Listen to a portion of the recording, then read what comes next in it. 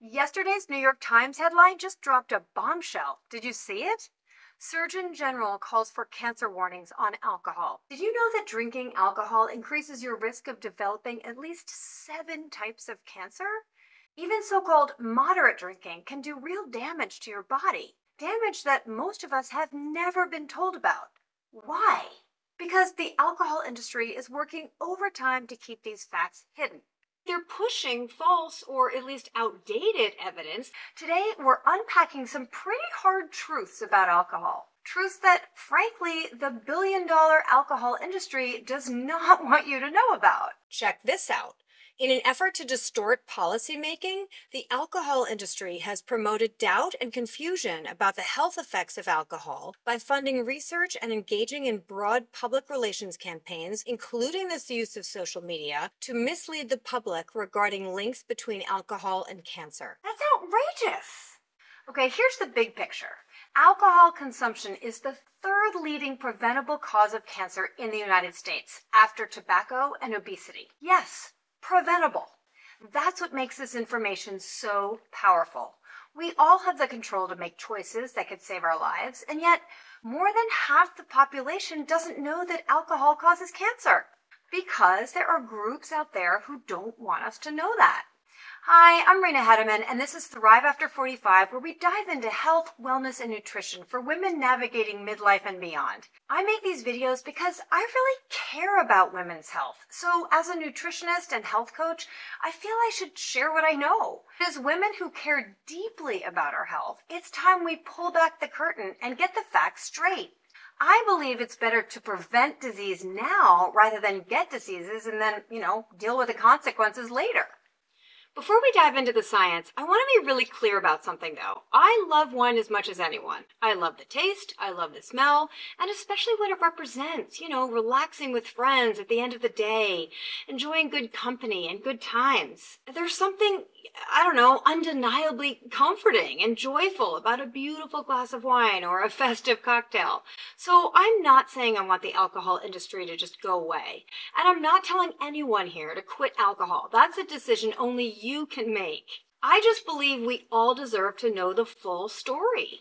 Knowing the facts about alcohol's risks empowers us to make informed decisions every time it's in front of us. I'm bummed to learn that alcohol carries all these risks, but as much as I love wine, I can't ignore what the research clearly shows, that alcohol, even in moderation, is much worse for us than we previously thought. Okay, here's the science behind it. Let's break it down. Alcohol impacts your body in 4 key ways that significantly increase cancer risk. Let's take a closer look at each one. Oh, and by the way, the visuals I'm about to show you are from Alcohol and Cancer Risk 2025 from the U.S. Surgeon General's advisory. I'll put a link to that report in the description below so you can read it if you'd like to. Mechanism A, acetaldehyde damage. When you drink, your body breaks down alcohol into a chemical called acetaldehyde. Acetaldehyde is a known carcinogen, meaning it can directly cause cancer. Here's how. It damages your DNA, which is like the instruction manual for your cells. When DNA gets damaged, it can create mutations that pave the way for cancer. Imagine a typo in an important recipe. It means the dish you're making could come out pretty differently, right? Only in this case, the typo could lead to serious consequences for your health. And the scary part? Apparently, this happens every time we drink alcohol, regardless of the amount. Mechanism B, oxidative stress. Alcohol consumption creates oxidative stress in the body. Oxidative stress happens when your cells produce harmful molecules called reactive oxygen species, or ROS, which can damage DNA, proteins, and cell membranes. Think of it like rusting metal. This damage makes your cells more vulnerable to mutations and inflammation, both of which are key players in cancer development. It's a silent process, but over time it adds up in ways you might not notice until it's too late. Mechanism C, hormonal changes.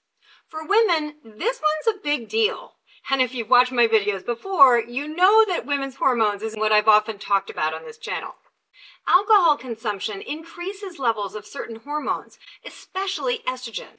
Elevated estrogen levels can stimulate breast tissue growth and, unfortunately, also increase the risk of DNA damage. This is one of the reasons why alcohol is such a strong risk factor for breast cancer. Even small amounts of alcohol can throw your hormonal balance off, creating a ripple effect that puts you at greater risk. Mechanism D. Carcinogen absorption. And finally, alcohol changes the way your body absorbs harmful carcinogens. Here's what happens. Alcohol irritates the lining of your mouth and throat, making it easier for cancer-causing substances to enter your cells. This is why cancers of the mouth, throat, and esophagus are so strongly linked to alcohol. Essentially, alcohol acts like a gateway, opening the door for carcinogens to do their worst. Okay, let's talk about breast cancer. This hits close to home for many of us, including me. Research shows that women who drink just 2 glasses of alcohol a day are 40% more likely to develop breast cancer compared to those who drink less than 1 glass per week. A quote from the Surgeon General's advisory sums it up.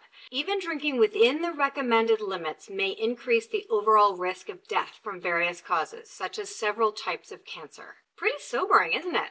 More than half the population doesn't know that alcohol causes cancer. I mean, this lack of awareness is staggering given the clear evidence. Did you know all this?